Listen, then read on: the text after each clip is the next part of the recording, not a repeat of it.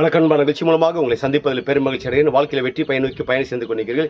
இந்த பயன்கள் நல்ல முறையில் வெற்றி பெற என் அன்பின் வாழ்த்துக்கள். நீங்கள் நல்லா இருப்பீங்க. இப்போ இருக்கிறத விட 1000 மடங்கு அதிகமாகும்படி நம்ம சேனைகள் கர்த்தர் தாமே சொல்லியபடியே உங்களை ஆசீர்வதித்து உயர்த்துவாராக. நல்லா கவனிச்சுப்பார்கள். இந்த உலகத்தில் ஒரு பெரிய வரைபடத்தோடு நோக்கத்தோடு கூட நீங்கள் டிராவல் பண்ணி கொண்டிருக்கிறீங்க, செயல்பட்டு கொண்டிருக்கிறீங்க. அப்படிப்பட்ட நேரங்களில் பல காரியங்கள் சந்திக்க நேரிடும். சந்தோஷம் சந்திக்க நேரிடும், டென்ஷன்கள் சந்திக்க. இந்த டென்ஷன் ஆகும்போது, கோவப்படும் போது, ஒரு மாதிரி எமோஷன் ஆகும்போது நல்லா கவனிச்சு பாருங்கள், நிதானம் தேவை. எந்த அளவுக்கு நீங்கள் ஒரு நிதானமாக இருக்கீங்களோ அந்த நேரத்தில் அந்த வார்த்தைகள் உங்களுக்கு நிதானமாக புறப்பட்டோம். அதே நேரத்தில் நீங்கள் சந்தோஷமாக இருக்கும்போது, ரொம்ப மகிழ்ச்சியாக இருக்கும் பொழுதும் நல்லா கவனிச்சு அந்த நேரமும் உங்களுக்கு நிதானம் தேவை.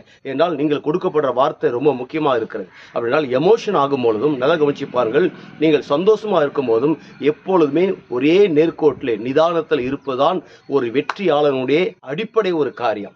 என்றால் சந்தோஷமாக இருக்கும் பொழுதும் நீங்கள் எமோஷன், டென்ஷன், கோபப்படும் போதும் நிதானம் தவறிவிட்டதென்றால் அந்த வார்த்தைகள் நாளை தினத்தில் உங்களுக்கு விரோதமாக எழும்பி நின்று உங்களுக்கு விரோதமாக அது யுத்தம் பண்ண ஆரம்பிச்சிடும். அதில் நல்லா கவனிச்சு பாருங்கள்.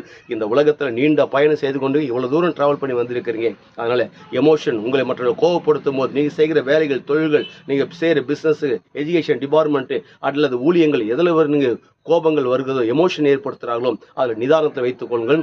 அதிகமான சந்தோஷங்கள், மகிழ்ச்சியான நேரங்களிலும் நிதானத்தை பயன்படுத்துங்கள். அப்படி பயன்படுத்தும் போது இந்த பூமியில் நீங்கள் நீடித்த நாட்களாக வலதுபுறம் இடதுபுறம் இடங்கொண்டு பெருகுவீங்க. அப்படி பெருகும் போது உங்கள் லெவல் வேறு. அது எந்த லெவல் என்றால், ஒட்டுமொத்த உலக நாடுகளுக்கு நம் ஆண்டவர் இயேசு கிறிஸ்து உங்களை கடன் கொடுக்கும்படியாக வைக்கிறார். நீங்கள் வற்றாத நீருற்றை போல் இருப்பாய் என்று சொல்லி உங்களிருந்து விடைபெறுகிறேன். உங்கள் நண்பன் ரவி, பெரியபாளையம்.